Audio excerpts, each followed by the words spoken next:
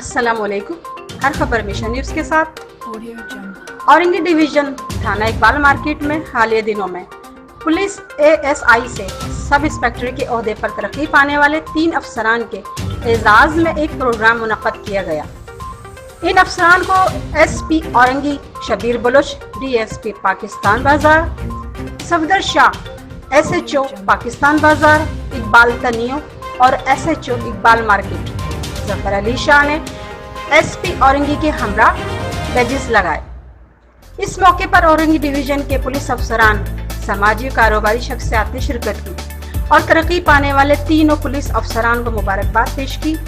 Report Shahid Hamid, mission news, Karachi.